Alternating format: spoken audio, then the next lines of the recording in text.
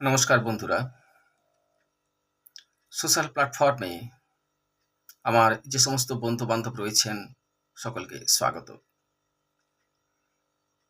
অন্যান্য দিনের মতো আজও আমি আপনাদের কাছে এলাম কিছু কথা আপনাদের সাথে শেয়ার করব বলে। তো আজকে সন্ধ্যাবেলায় আমি যখন বাড়ি ফিরছিলাম তখন আমার এক প্রাক্তন ছাত্রের সাথে দেখা হলো। ওই ছেলেটিকে একসময় আমি টিউশন পড়াতাম। পলিটিক্যাল সায়েন্স এবং ইকোনমিক্স ডিগ্রি কোর্স লেভেলের আমি টিউশনি করতাম একসময় চাকরি পাওয়ার আগে। সেই ছেলেটি বর্তমানে একটা স্কুলের শিক্ষক। যাই হোক, তার সাথে দেখা হলো বেশ কিছুদিন পর। তাই প্রাথমিক কুশল বিনিময় করার পর সাবজেক্টিভ বিষয়ে তো আলোচনা হবেই। প্রসঙ্গক্রমে উঠে এলো মার্ক্সবাদের কথা।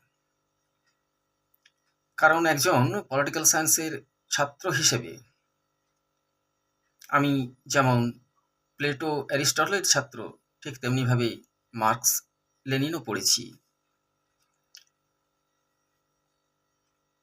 তাকে বলছিলাম লেনিনের সেই বিখ্যাত উক্তি। লেনিন বলেছিলেন যে পুঁজিবাদ যখন সামরিক প্রতিরোধ খাড়া করে তখন সামরিক প্রতিরোধ ছাড়া তা ভাঙা যাবে না। কথাটা খুব সংক্ষেপে এক লাইনে উল্লেখ করেছেন লেনিন তাঁর রাষ্ট্র ও বিপ্লব গ্রন্থে।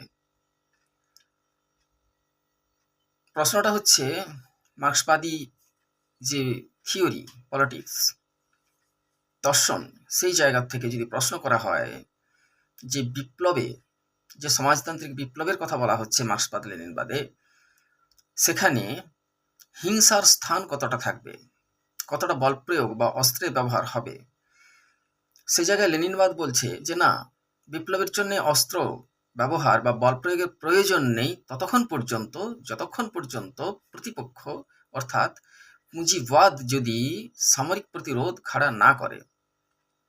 কিন্তু প্রতিপক্ষ অর্থাৎ যারা রাষ্ট্রশক্তিকে কুক্ষিগত করে রেখেছে, রাষ্ট্রশক্তিকে পরিচালিত এবং নিয়ন্ত্রিত করছে, তারা যদি সামরিক প্রতিরোধ খাড়া করে, তখন জনগণের উচিত হবে কি না, সামরিক পদ্ধতিতেই তাকে ভাঙা। সামরিক প্রতিরোধ ছাড়া তাকে ভাঙা যাবে না।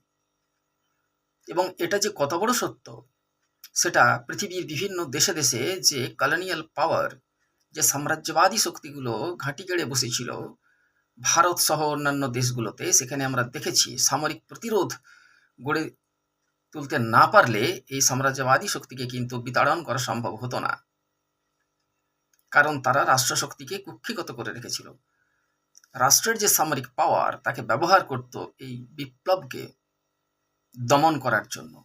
বিপ্লব কি না, সাধারণ মানুষের, জনগণের আশা আকাঙ্ক্ষা, তার যে প্রতিফলন, তার যে রাষ্ট্রীয় বৈধতা দানের যে আকুতি, সেটাই বিপ্লবের মূল প্রেরণা। তো এই কথা আলোচনা করতে গিয়ে প্রাসঙ্গিকক্রমে আমি প্রশ্ন করেছি আমার ওই ছাত্রটিকে। স্থানকাল পাত্র আমি এখন উল্লেখ করছি না। আমার বন্ধুরা, পাঠক বা অডিয়েন্স যদি কিছু আন্দাজ করেন বা মনে করেন, সেটা তাদের নিজস্ব ব্যাপার।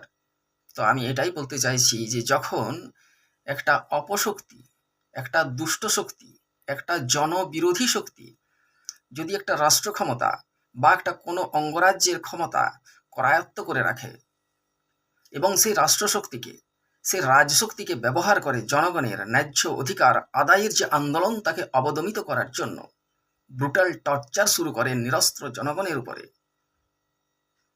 তখন সামরিক প্রতিরোধ ছাড়া কি সেই অপশক্তিকে পর্যুদস্ত করা সম্ভব হবে? আবেদন নিবেদন করে কোর্টে উকিল দিয়ে দৌড়ে মরে পারা যাবে? নাকি জনগণ লাঠি তুলে নেবে নিজেদের হাতে? আমি কিছু বলছি না, আমি জনমতকে কোনো প্রভাবিতও করতে চাইছি না, প্রশাসনের পক্ষে বিপক্ষে কোনো কথা বলতে চাইছি না।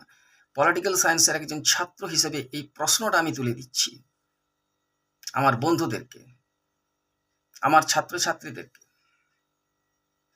যে যখন একটা অপশক্তি রাষ্ট্রশক্তিকে বা রাজশক্তি, সে একটা অঙ্গরাজ্য হোক, কেন্দ্র হোক, কোনো একটা এলাকার একটা গভর্নমেন্ট লোকাল বডি হোক, সেখানে রাজশক্তিকে ব্যবহার করছে জনগণের যে শান্তিপূর্ণ আন্দোলন, তাদের যে ন্যায্য দাবি, তাকে অবদমিত করার জন্য লাথি এবং লাঠি দুটোই ব্যবহার করছে সেই জনগণকে পর্যুদস্ত করার জন্য, তাদের ন্যায্য দাবি আদায়ের আন্দোলনকে ভেঙে দেওয়ার জন্য। এরকম যদি হয়, যদি কথাটাই আমি ইউজ করছি, যদি হয়, সেক্ষেত্রে জনগণের কর্তব্য কি হবে? তবে এটাও আবার ভেবে দেখতে হবে পাশাপাশি, আর একটা প্রশ্ন আমি তুলে দিচ্ছি, যে এক্ষেত্রে নির্যাতিত নিপীড়িত যে কমিউনিটি, যে জনগণ, তারা যদি ভেবে থাকে যে সেই রাজশক্তির বিরোধী আসনে যে বা যারা রয়েছে তারা একটা সুরাহা প্রদান করবে জনগণকে, এই নিপীড়িত জনগণকে, তাহলেও বোধহয় ভুল করা হবে। ভেবে দেখতে হবে তারাও ওই শাসক দলের লেজুড় নয় তো, ওই শাসক দলেরই এজেন্ট নয় তো, মুখোশ বদলে জনগণের কাছের লোক সেজে সাজার চেষ্টা করছে মুখোশ পরে, এমনটা নয় তো। কোন একজন রাজশক্তির অধিকারী বলেছিলেন কোনো এক সময়, মনে করে দেখুন, বলেছিলেন, কোনোদিনই বলছি, আমি নাম করছি না, নাম নেওয়ার আমার কোনো ইচ্ছে নেই, বলেছিলেন, আমার গাছেরও চাই, তলারও চাই। এই কথাটার মানে কি? মানে শাসন ক্ষমতাতেও আমি থাকবো, আর বিরোধী আসনও বকলমে আমিই থাকবো, ওরাও আমার এজেন্ট। এমন যদি একটা পরিস্থিতি হয় কোনো দেশের বা কোনো অঙ্গরাজ্যের, তাহলে সেই দেশ বা সেই অঙ্গরাজ্য রসাতলে যেতে আর বেশি দেরি নেই। আমি কিন্তু আজকে আমার বক্তব্যে কোনো স্থান, কাল, পাত্র, কোনো ব্যক্তির নাম কিচ্ছু উল্লেখ করলাম না। পলিটিক্যাল সায়েন্সের একজন ছাত্র হিসেবে থিওরিটিক্যালি একটা বক্তব্যকে আমি হাজির করলাম মাত্র, আর প্রশ্ন তুলে দিলাম সারা বিশ্বের যারা কমিউনিস্ট চিন্তাধারার অধিকারী আছেন, তারা কি ভুল পথে পরিচালিত হচ্ছেন, এবং তারা কি ভুল পথে পরিচালিত করছেন আপামর জনসাধারণকে? করছেনই তো। আর যারা নিজেদেরকে কমিউনিস্ট বলেন না কিন্তু রাজশক্তির বিরুদ্ধে প্রতিবাদ করেন, তারাও গুণগত বিচারে অবশ্যই কমিউনিস্ট। পতাকাটা লাল কি নীল কি সবুজ কি হলুদ কি গৈরিক তা দেখার প্রয়োজন নেই। এই প্রতিবাদী মানুষগুলোই ইতিহাস গড়ে, দেশ এবং জাতিকে গড়ে তোলে, সমৃদ্ধ করে।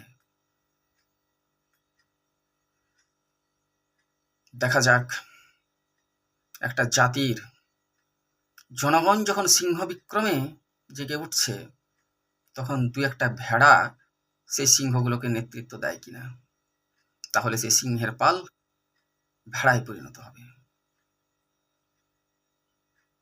যাই হোক, এটা একটা থিওরিটিক্যালি আলোচনা করলাম পলিটিক্যাল সায়েন্সের বিষয় নিয়ে। আমি আবার বলছি, আমি কোনো স্থান, কাল, পাত্র কিছু কিন্তু উল্লেখ করিনি। নমস্কার বন্ধুরা।